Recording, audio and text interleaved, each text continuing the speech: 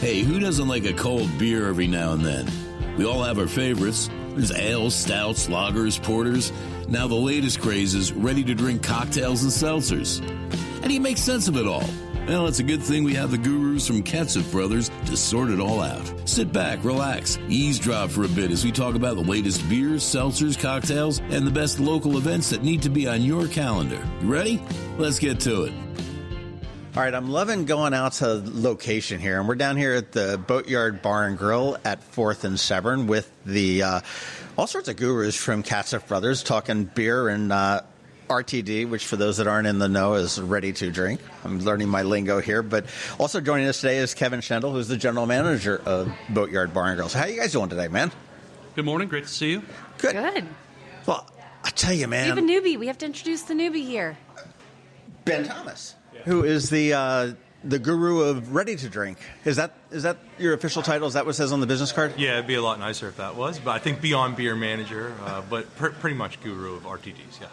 Well, we've talked before in the past how Katcef Brothers has really moved on from a beer distributor to a beverage distributor, and that's really cool. I mean, it's to sit there and see all the different things, and I've been absolutely blown away by some of the different offerings that the different manufacturers, or I guess not manufacturers, but distillers and brewers and everything else are coming up with. It's growing, man. It's good stuff. But I'll tell you, last time Cassie and I were together was on Saturday I don't remember March the number 5th. date. 5th was it? It was 11 o'clock. It was the In the Shamrock chaos Stroll. of the Shamrock Stroll. Well, positive chaos. It was my gosh. absolutely wonderful. Well, the stroll kicked off that weekend, okay, and that was sort of Irish weekend, despite the fact that we're recording this the day before St. Patty's Day. But there had to be 1,000 people at that stroll, wasn't there? We raised $5,000, which Wow. is incredible. And so that was it going was to the well John over Fernay Fund, 1,000. right? Annapolis Fire Department. We'll be presenting that check shortly, but the excitement around the stroll has been absolutely unbelievable, supported by the city, supported by the accounts. Everyone was ecstatic in terms of the excitement, just kicking off the weekend for the St. Patrick's Day festivities with the parade, and then rolling right into tomorrow. Well, yeah. Well, I walked down there, and I'm like, my mind was blown. The tent was there. You guys were halfway bald because you're pulling out your hair, but I mean, there was a line. The tent was outside of Armadillo's, and the line was down beyond Pips. To check in and everything else. And I was like, okay, Annapolis is back. So, Ryan, tell us about inside the bars. I wasn't able to really be inside, but I know a lot of our folks were. Yeah, it felt like a downtown Annapolis Friday night. I think a lot of things contributed to that. People are excited to get back out. COVID seems to be over, and people are thrilled to go out with their friends and their family. And then the weather was awesome, too, and that never hurts. I mean, the weather we've had in downtown Annapolis the past couple of weeks, with the exception of a couple of days here and there, has been great, and it definitely showed on the Shamrock Stroll. Oh, definitely did. And I'll tell you, the parade on Sunday, if there was any doubt after 1,000 people strolling around, bar to bar downtown, that if you came anywhere near the parade, I mean, that sealed the deal. I mean, Annapolis, we're back. I mean, we're responsibly getting out there and having a good time, which is so good to see after the last 2+ years. So, And I hear a bunch of the folks from the parade kind of trickled over to Eastport, right? Well, it sure did. It was a great day. It was a great weekend for us. And as often, any time that there's an event downtown, it kind of bleeds into Eastport. So we certainly saw a lot of our friends came over and had dinner afterward. And yes, there's no doubt that there is an energy about town that feels like life is coming back to normal. And certainly we've seen that with all the events that are slated to actually happen this year. They are. I mean, I just saw recently, I mean, we're here with Kevin Schendel from the Boatyard, but I just saw where the MRE .05K run is now scheduled back again, which that was canceled. So, and then hopefully the tug of war will show up again in the fall. But here we are in Eastport. We are at the Boatyard Bar and Grill. And I mean, you guys, and we ran into Dick Frano as the owner just a little bit ago, but this is probably one of the most benevolent businesses in town.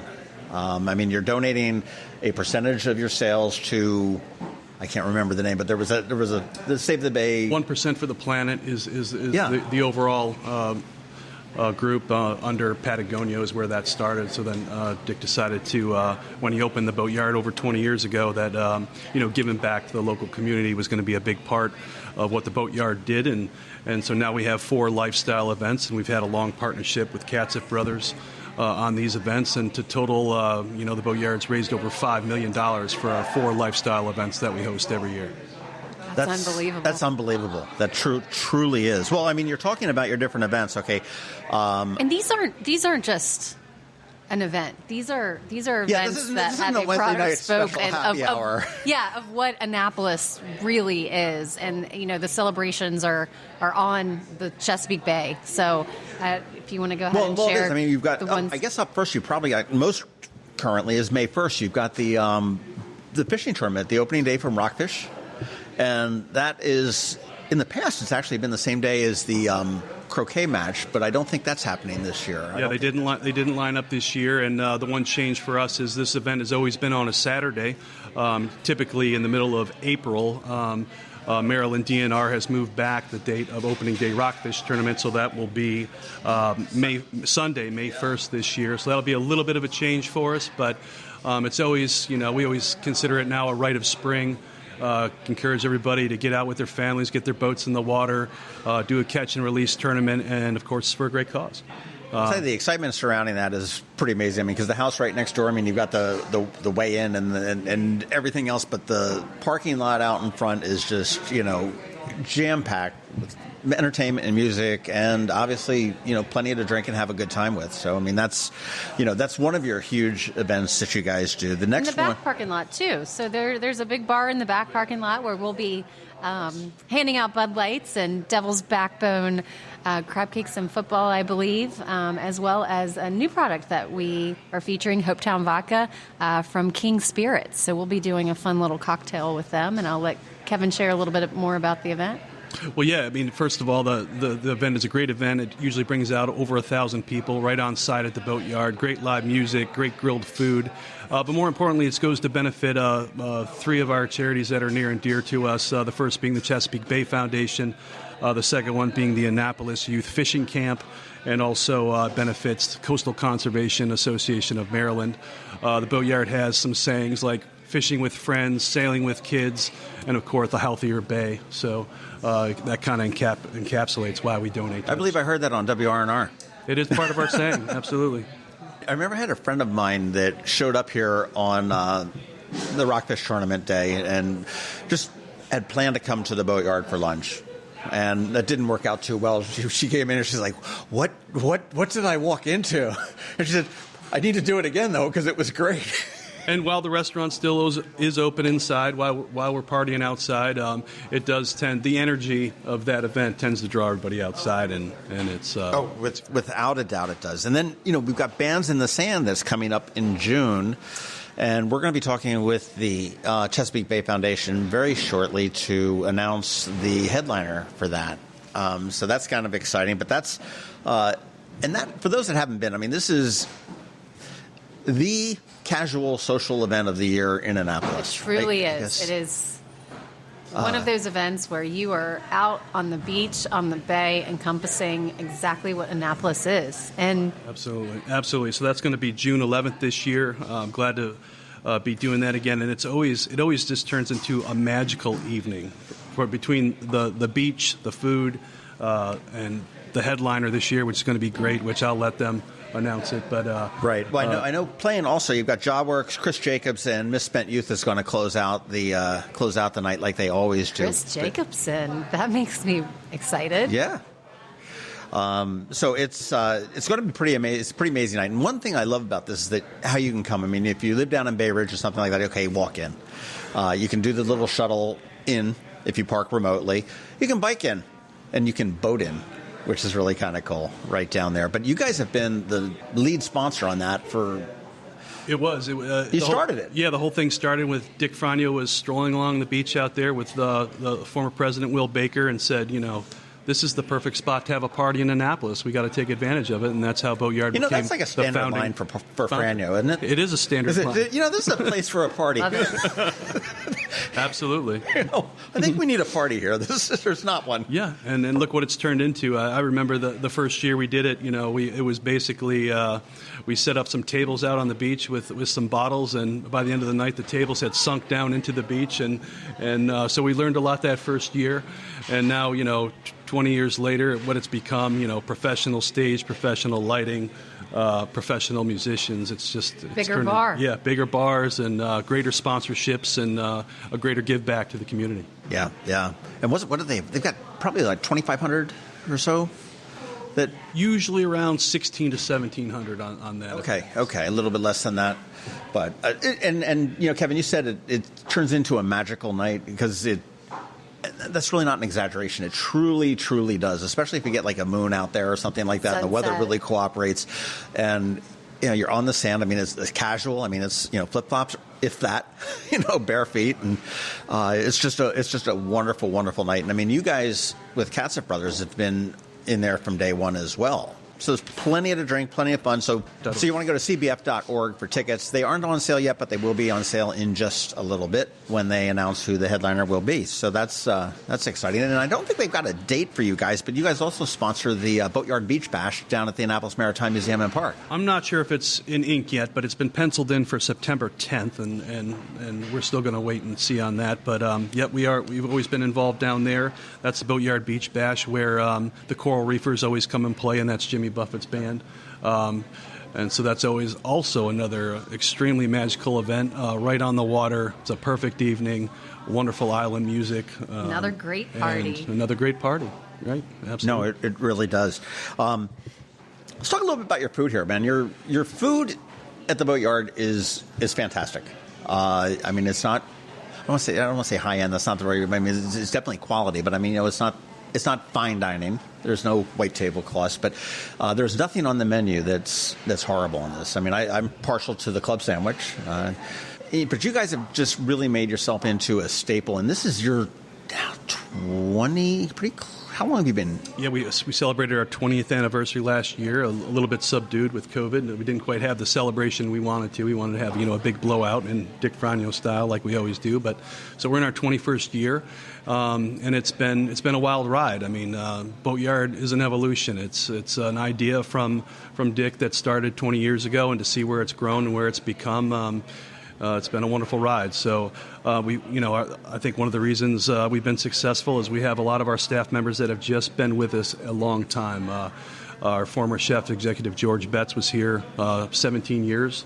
We have actually a new chef now. He's Corey Fay, and we brought him in from Florida, and so he's been with us about 6 months. And of course George is still on staff, so they have a great working relationship. And I think, one of the things that we do is we just agonize over everything. We constantly taste. We constantly look for feedback amongst our regulars, our business relationships, and to see where we can always improve.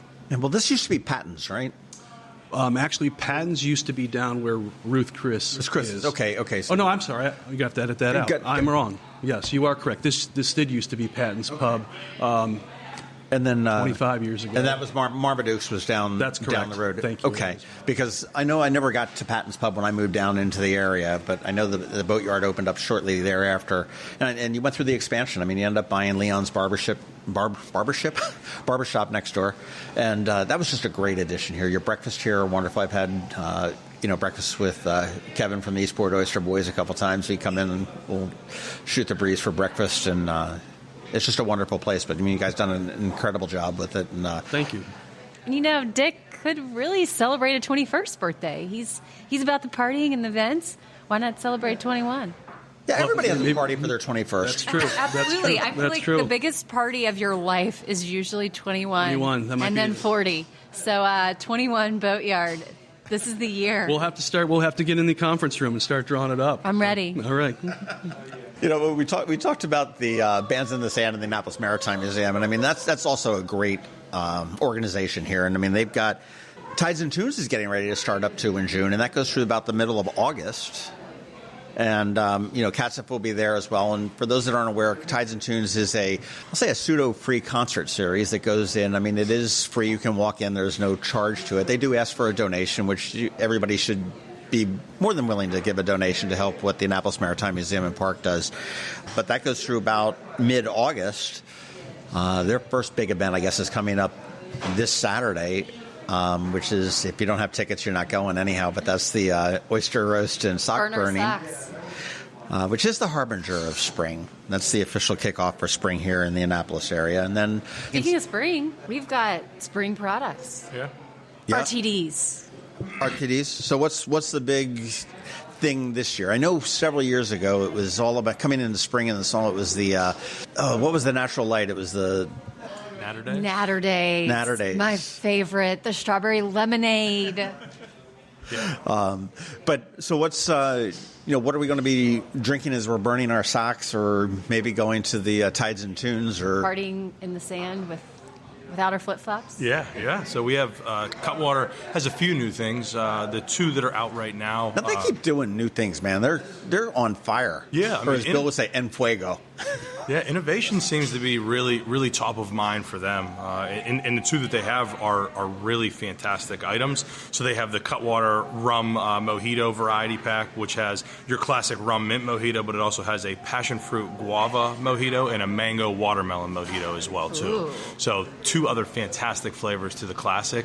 And then the other variety pack that they have is the classic ranch water. So ranch water is a cocktail that's kind of originated in Texas.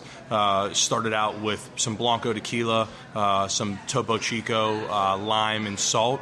And it's kind of caught on fire over the last few months. It's one of the hottest cocktails in the scene right now. Here?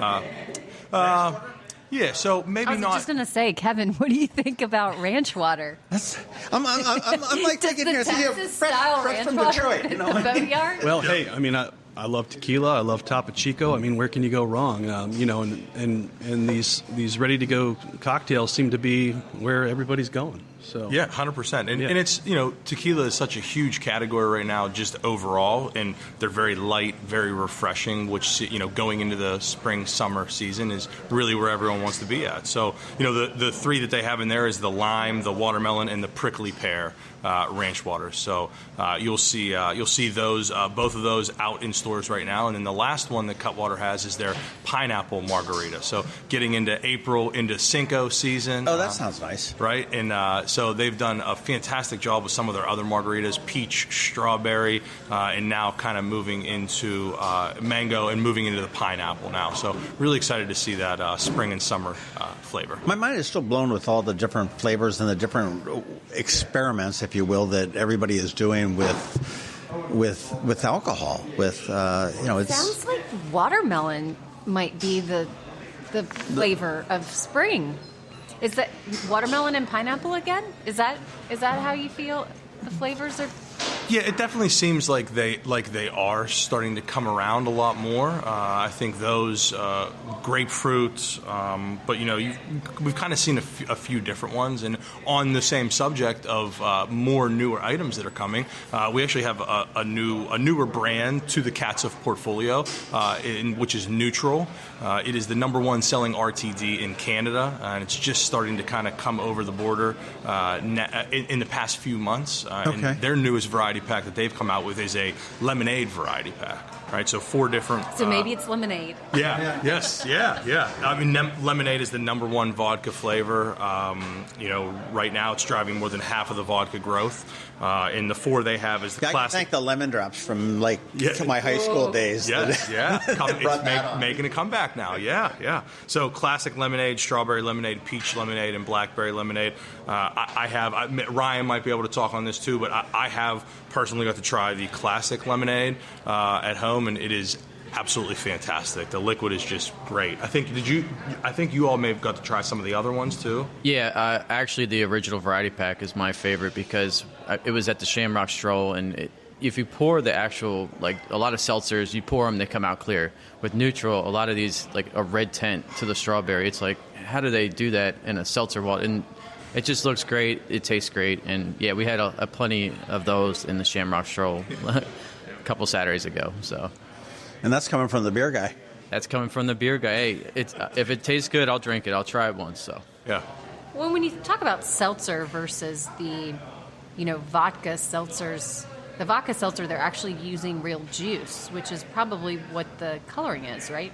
Yeah, that's what a lot is. But similar style, but a little bit of different nuances with the real vodka rather than some of the seltzers. And that's kind of where I think a lot of the consumers are at. A lot of the target consumers are at is that they want the vodka in those seltzers rather than a malt based.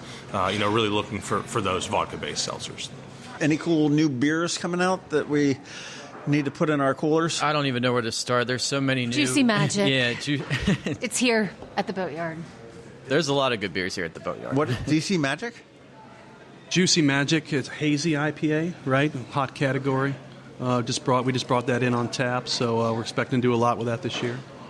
Yeah. Devil's Backbone. Yeah. Out of Virginia. I'm also distracted. I see you have the new Stella handle on the taps here, and Mango Cart, which is a delicious mango wheat ale, also on draft here, which is very easy to drink when the weather changes. And if you've noticed lately, it's getting warmer, and it's definitely changing. So, well, it's getting ready to be boating weather too. I mean, the shrink wrap is starting to come off, and I know that at the Maritime Museum the Wilma Lee, I think, is on its way back from dry dock over on the Eastern Shore pretty soon, and I know that the Woodwind turned around, and they're getting ready to drop in the water pretty soon as well. Speaking of the Schooner Woodwind, we're actually jumping on board their Wednesday night sailing series that kicks off, I believe, the beginning of May, actually in partnership with the Boatyard as well. Kevin, what exactly are we doing? So every Wednesday with the Annapolis race night, the Woodwinds go out and race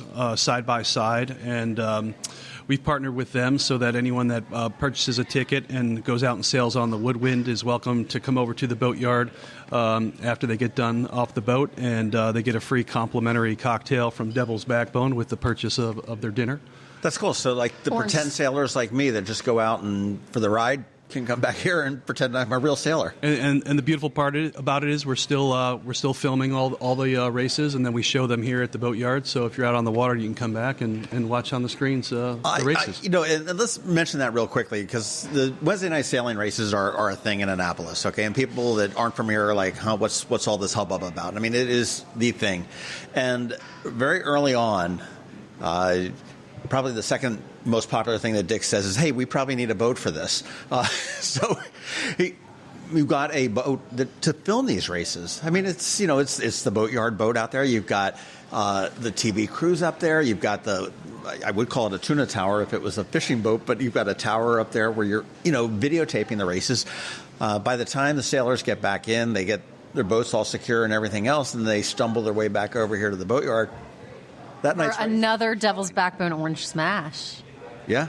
Absolutely, yeah. I mean, Dick's had a long-time partnership with T2P TV to along the Boatyard Bar and Grill, film boat, and not only do they film it here in Annapolis, the boat does travel to major regattas around the U.S. to film those races as well, and showing those videos Wednesday night has been a long-time tradition here. So, do you still have I know you guys produced a movie too with them. Is that still available? That's a good question. I don't know. I'm not sure. I know it was at the Annapolis Film Fest probably 4 years ago. It was, and it was a feature film on just Eastport lifestyle, if you will, with some of the famous liveaboards and the people who are still working in the maritime industry. Infamous. They're not. And Dick produced that, and I'm not sure where that is at the moment, but that might be time to revisit that and have another viewing. Yeah, we ought to Google that. Maybe for your 21st birthday. Yeah, I mean, I think it's called Eastport 21403 was the title of it. So you can probably Google that and find it on some YouTube or Hulu or something somewhere along the line. It's definitely out there, worth looking at. And the Boatyard was obviously a big part of that, and it was great. I mean, actually, that's where I saw it premiered here at the Boatyard. And I caught the second showing of it at the film festival, I think. So it was pretty exciting, but a lot of stuff going on. A lot of stuff has happened.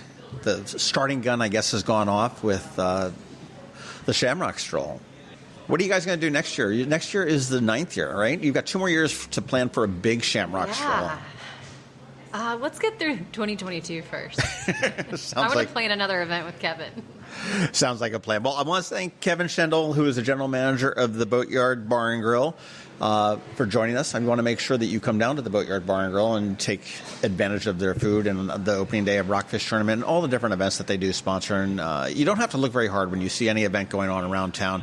Usually there's a Boatyard Bar and Grill logo hanging out down there somewhere on the bottom. If not, it's right up there at the very top as the lead sponsor of this. I mean, it's such a wonderful business to have in town. And, we'll see you at opening day of Rockfish. And then, again, we've got Ryan Irby with the craft guru, who's sort of liking the ready-to-drinks we're hearing this.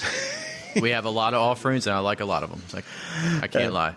And Ben Thomas, who is with Katcef, who is the ready-to-drink guru, and then Cassio, of course, who is always here keeping us on track. But thank you guys very much, and I think we should get lunch. This Iron Annapolis Boneless podcast has been brought to you by Katcef Brothers, the area's largest beer distributor. Please check them out at thegreatestbeers.com. Oh, and don't forget to check out IronAnnapolis.net for all your local news, opinions, and events.